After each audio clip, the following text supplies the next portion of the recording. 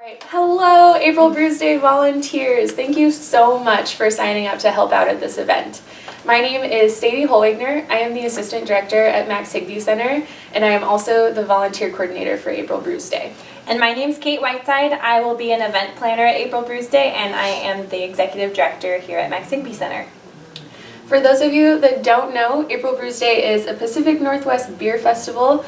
This year we have 70 breweries, which means over 140 beers. We're expecting 4,500 attendees, and this event needs 350 volunteers to make happen. We have 1 hour to set up this event from 4:30 to 5:30. So thanks for coming out. We really need all of you to show up to make this event possible. And this event, it benefits Max Higbee Center, and we provide community-based recreation programs for teens and adults with developmental disabilities. And our programs allow people to build friendships, to recreate, to build healthy lifestyles, and to have fun. And April Brews Day raises over 50% of our annual revenue. So we would not have Max Higbee Center without April Brews Day. It's a big deal. So thank you for helping out. And I'm actually going to give a code phrase right now that will be part of your test later. Inclusion matters, because it does. So as volunteers, what should you bring day of? You have to bring your ID, whether you are freshly 21 or if you are in your 60s and volunteering. We need to see your ID. Doesn't matter how old you are. Please also wear comfortable shoes and weather-appropriate clothing. This is a rain or shine event, so if you're outside or in the beer garden or something, you might get a little wet, but let's all hope for the sun. If you are a pourer, you have to bring your mass permit and have it on your person day of. If you don't, then you cannot pour at this event. What not to bring? Anything else? We don't have the space to store any personal belongings, backpacks, purses, anything like that. So if you cannot keep it on your person, then please do not bring it. Also, I just want to make a note that we can't make any kind of job switches unless you are unable to fulfill the position's requirements. So shoot me an email if that happens, or if you feel like you can't fulfill your position, but if not, I can't make any special requests. So to go over a few of our volunteer expectations, we know that you all are lovely people and are going to do wonderful jobs, but just so you know what we expect of you. The first one is a big one. Don't get really drunk and wasted at this event. You have to be able to volunteer, and so if you're drunk and cannot do your job, we will ask you to leave. And we also won't ask you to come back next year. So please drink responsibly, have some fun. There's lots of beer, like Sadie just said, so enjoy some beer, but try not to have like 20 or more beers so that you can fulfill your jobs. Also, as a volunteer, you should be empowered as an authority figure. So you are an authority figure of this event, which means please keep an eye out for potential issues like excessive drinking among the crowd, people trying to sneak in, people breaking their glasses, using fake IDs, any of those issues. Please ask those people to stop it or ask them to leave the event. You do have that authority to do that. Also ask for help. If there's any issues like the things that I just listed, you can talk to a volunteer captain who you'll be checking in with at volunteer headquarters. You can talk to your beer garden zone leaders. These zone leaders will have special sashes and will be roving around the beer garden zone that you'll be working in, so ask them for help if you need to. You can ask myself or Sadie or any of the team leads. We will be dressed up really silly in, I think, wigs. And tutus? And tutus. All right. So ask us for help. We'll be around the event. There's also law enforcement in their uniform, so you'll see those people walking around the event too, so you can ask them for help. So just let people know if there's an issue.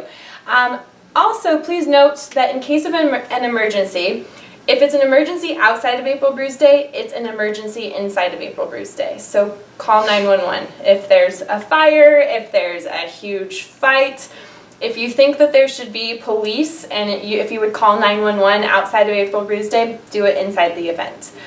For more minor stuff, like for basic first aid, you can send people over to volunteer headquarters where we will have some first aid kits. Finally, the other expectation for all volunteers is to look out for script. These are the tasting tickets. And this equals money for Max Higby Center. So please make sure that people are collecting these script tickets, that attendees are giving these script tickets for each glass that they taste. And also keep an eye out for any script tickets that are not the official event script, which we will tell you day of. This is not what it's going to look like. It's a secret until the day of. So just make sure that script tickets are being collected, because that is $1 for Max Higby Center. And every time they're not being collected, that's $1 that our programs do not get.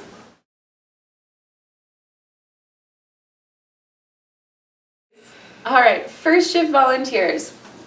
You will all be checking in at the Goat in front of Depot Market Square at 4 p.m. You will be checking in with our volunteer captain, Jordan, who will give you a color at check-in. She will then send you over to our color guard, which is going to be, they're all going to be stationed in front of Boundary Bay, and you will go to the color guard that matches the color that Jordan gave you. From there, you will receive a setup job from the color guard. After you finish your setup job, check back in at volunteer headquarters, which will be inside of Depot Market Square, and you'll receive your event job, the supplies, description, all that good stuff. You need to be positioned by 5:15. Doors open at 5:30, so we need everybody ready to go by 5:15. Once your position has been relieved around 7:30 or 8 by the second shift volunteer, you are then able to enjoy the event. If you have any supplies, please return it back to volunteer headquarters, but after that there is no checkout necessary. You are free to roam around and enjoy the event.